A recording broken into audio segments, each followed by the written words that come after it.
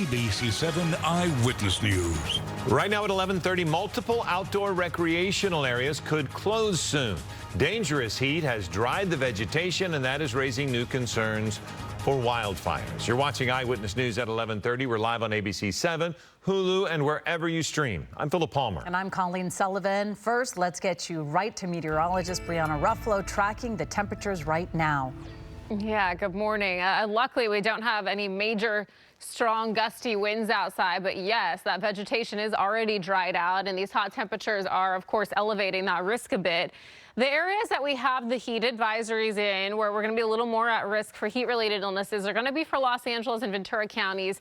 This is where we have the heat advisories in place through tomorrow night, and the hottest areas could get up to about 100 degrees.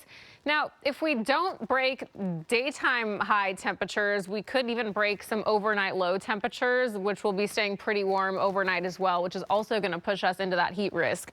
So the advisories will be in place through tomorrow night. We're going to get up to about 100 degrees, 90 to 100 for the hottest areas. Overnight low is going to be pretty mild to warm. But then by the long weekend, we are going to get cooler, so at least we will see some relief in just a couple days. We have to get through today, we have to get through tomorrow, and I'll show you what that cool down's looking like in just a little bit here. Colleen and Philip, I'll send it back to you. Brianna, can't wait to see it. Thank you. Well, one byproduct of the heat is dry vegetation, and now Riverside County is considering closing multiple recreation areas to keep humans from accidentally starting fires. Eyewitness News reporter Leticia Juarez joins us now live from El Sobrante with more on the story. Leticia. Well, that's right. As you mentioned, Riverside County says it will be potentially looking at areas that they say are at higher risk for a wildfire. They're going to be looking at closing these areas at least until the end of fire season. And we spoke to one resident in the homes that you see there behind me, and they say it's a layer of protection they'll definitely take.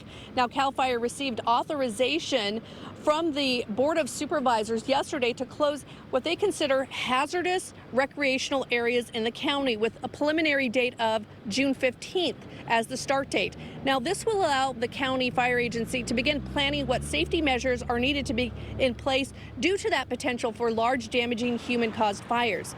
Spring rains in March and April, adding to the growth of vegetation in those areas. And with this heat, we are seeing those areas already drying out. The hope is by limiting off-road and foot traffic in those areas, it will also reduce the chance of a wildfire. Closure signs will be posted at entry points warning potential violators of fines and penalties. And one resident we spoke to said the closure would definitely help neighborhoods like his that border these sites.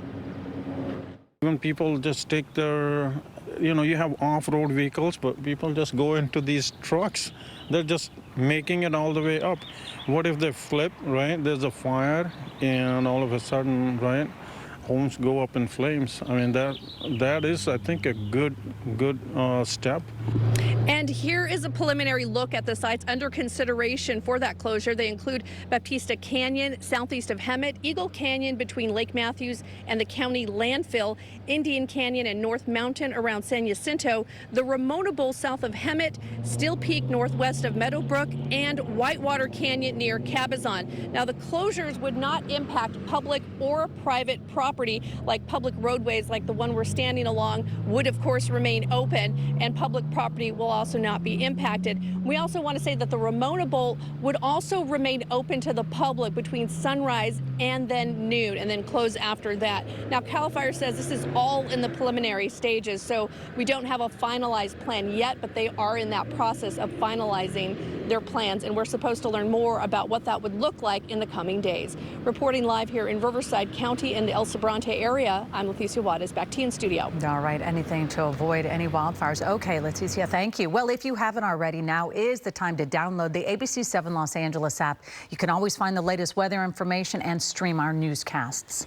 And let's take a look at the Dow. For most of the day, the Dow has been in negative territory. Stocks started drifting down because of mixed news on the retailers. Target was heading down. But then there was also this uncertainty due to the trade war with President Trump's tariffs. That was driving retailers down. But then there's this tension between China and the U.S. That's also, the chip makers are starting to drive the market down. So you see that lately, the last few hours of trading, stocks have really fallen off. So now they're down almost 700 points at 41,983. So it is not going well on Wall Street as the Dow starts to wrap up trading for the day ahead of the holiday weekend.